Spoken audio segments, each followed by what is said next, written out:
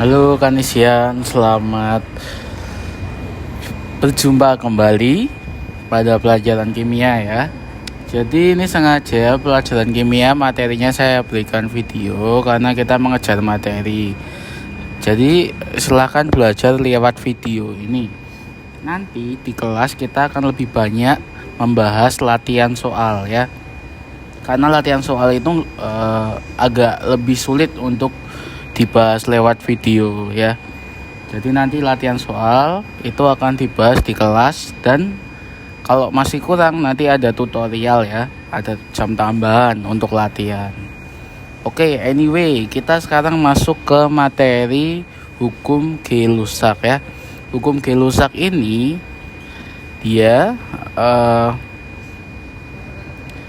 menjelaskan bahwa suhu dan tekanan yang sama, volume gas yang bereaksi itu berbanding sebagai bilangan bulat sederhana.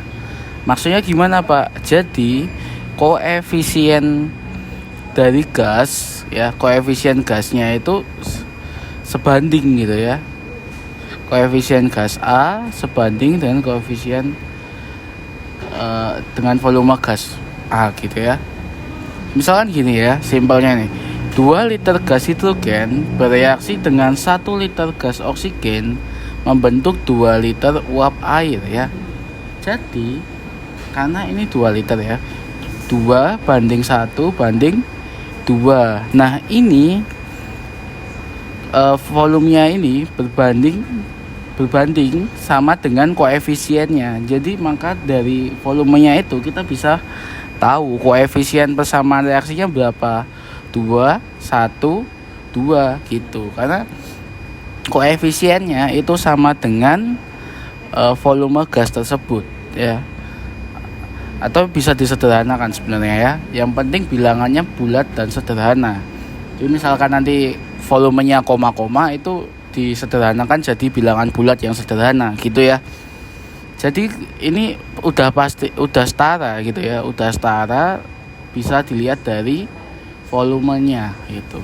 Nah, dari perbandingan koefisien persamaan reaksi ini kita bisa menentukan nih volume gas oksigen yang bereaksi berapa, gas hidrogen yang bereaksi berapa, uap air yang dihasilkan berapa. Itu kita bisa lihat dari koefisiennya ini ya. Oke. Sekarang ya kita coba, kalau di sini diketahui ada 1 liter oksigen yang bereaksi dan hidrogen 2 liter yang bereaksi, berarti uap airnya berapa? Ya, kita tentu aja bisa melihat dari sini oksigennya 1 dengan koefisien 1. Nah, berarti kan kali 1 toh. Nah, kalau hidrogennya 2, koefisien 2, berarti koefisien dikali 1 sama dengan volumenya kan.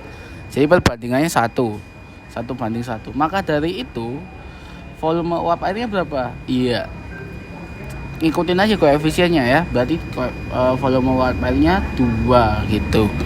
Nah, kita lanjut. Kalau ternyata volume gas oksigennya itu 2, which is itu 2 kalinya koefisien ya.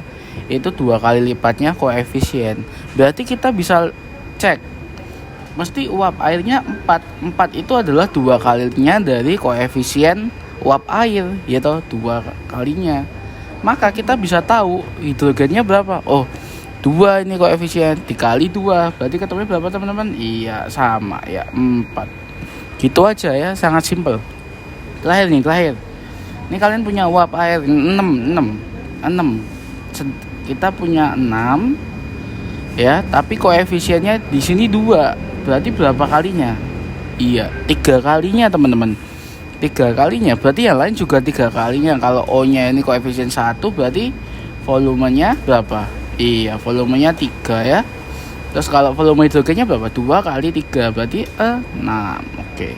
Ya, gitu ya. Konsepnya adalah ternyata kalau koefisien dari persamaan reaksi itu berbanding dengan volume gasnya gitu ya. Kalau kemarin kita kan koefisiennya itu belum kepake buat hitungan ya toh, untuk di hukum-hukum yang kekekalan massa itu kan belum kepake. Tapi di sini koefisiennya ini sangat kepakai. Maka dari itu kalian harus bisa menyetarakan reaksi ya. Kalau reaksinya setara, perbandingan volume gasnya pasti benar juga gitu ya. Oke, kita lanjut ya. Nah, ini latihan soalnya. Saya nggak akan bahas sekarang, nanti terlalu panjang videonya. Yang jelas nomor 1 itu kamu tinggal membandingkan aja. Kalau 4 liter gas C38 ya, C3H8-nya 4 liter ya. Di sini C3H8-nya 4 liter. Kalian cuma ngitung aja oksigennya berapa, karbonnya berapa ya. Berarti kalau ini 4 berarti di sini berapa gitu kan. Nah, itu gampang banget. Silahkan dicoba dulu, nanti kita akan bahas di kelas atau di tutor ya. Lalu ini kalau yang nomor 2 ini kalian harus buat persamaan reaksinya dulu. Nah, dari persamaan reaksi yang setara itu nanti kalian bisa mengetahui volumenya dari perbandingan koefisien. Yang nomor 3 itu kalian menentukan CXH ini rumus senyawanya gimana. Kalau tadi kan rumus senyawa diketahui C4H10. Nah, kalau ini kalian mencari C berapa, H berapa. Dari mana? Ya, ini dari persamaan ini kalian setarakan dulu ya. Setarakannya gimana? Kalian memasukkan volume yang ada di sini ya. Volumenya dimasukin, dijadiin koefisiennya, tinggal disederhanakan nanti bisa dihitung. Kita akan bahas juga itu nanti di kelas ya. Jadi di kelas langsung pembahasan. Oke, kita masuk ke hukum Avogadro ya. Ini hukum eksperimental yang menghubungkan volume gas dengan jumlah molekul yang ada ya. Jadi volume gas dengan jumlah molekul. Jadi pada kondisi suhu dan tekanan yang sama, gas-gas itu volume yang sama mengandung jumlah partikel ya. Jumlah partikel itu atom molekul yang sama ya, jumlah partikelnya sama. Nah, ini regardless tipe gasnya ya. Jadi mau CO2, mau oksigen, mau hidrogen, itu kalau dalam suhu dan tekanan yang sama itu pasti sama jumlah partikelnya ya. Nah, 1 mol gas itu Avogadro menemukan bahwa 1 mol gas itu jumlah partikelnya adalah 6,02 kali 10 pangkat 23. Jumlahnya segitu banyaknya. Itu 1 mol gas. Pak, mol itu apa? Nah, nanti kita belajar mol di belakang ya sekalian di video ini juga. Ya, jadi 1 mol gas itu partikelnya segini Avogadro menemukannya. Nah, 6,02 kali 10⁻23 ini disebut sebagai bilangan Avogadro ya. Jumlahnya segini, konstanta Avogadro. Si Avogadro ternyata juga menemukan bahwa 1 mol gas tadi yang jumlah partikelnya segini ya, itu 22,4 liter pada keadaan standar.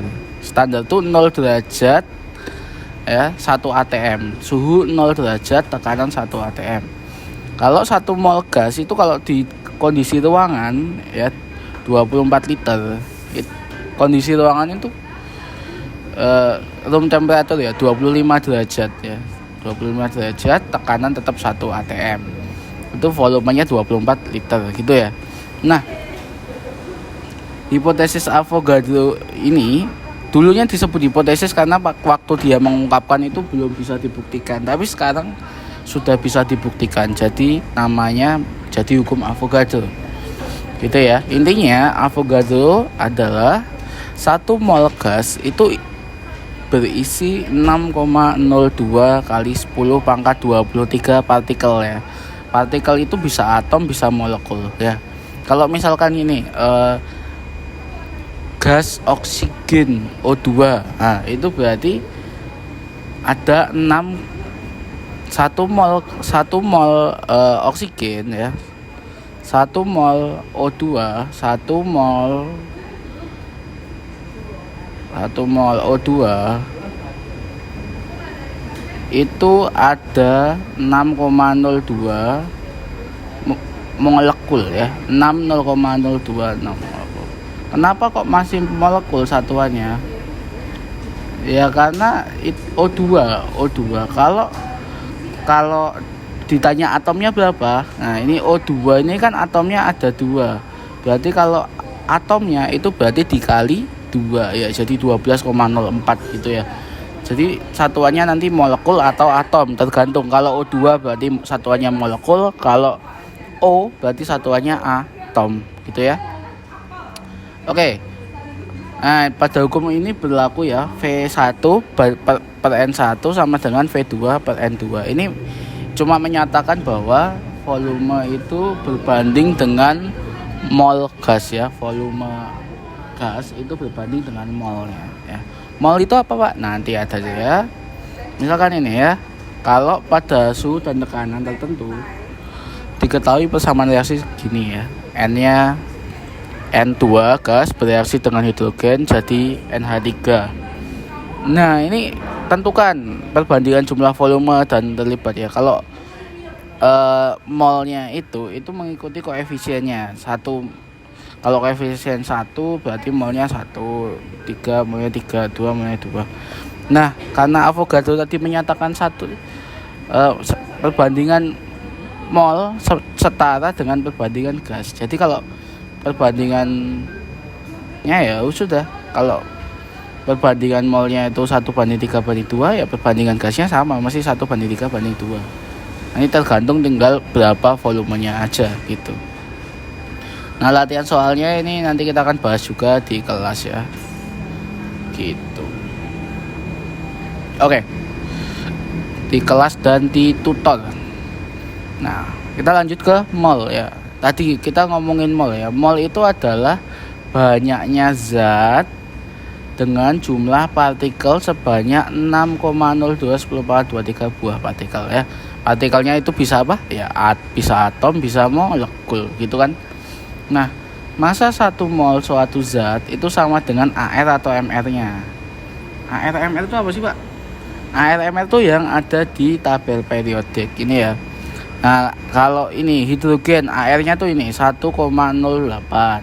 Kalau oksigen AR-nya ini 15,9 atau 16. Itu AR. Kalau MR gimana? Misalkan H2O, MR-nya berarti adalah jumlah AR dari hidrogen ditambah AR dari oksigen. H2O berarti AR-nya hidrogen 2, 1 kali 2 ditambah airnya oksigen 16, berarti berapa? 16 tambah 2, 18 gitu ya. Nah, AR itu secara teori adalah perbandingan massa satu atom dengan 1/12 kali massa karbon 12. Karbon 12. Kenapa karbon 12? Ya, karena karbon 12 itu atom yang stabil dengan jumlah yang banyak dan ditemukan di bumi dalam jumlah yang banyak gitu. Jadi massa satu atom unsur dibagi 1/12. Jadi massanya itu massa relatif terhadap atom karbon. Ininya seperti itu aja ya.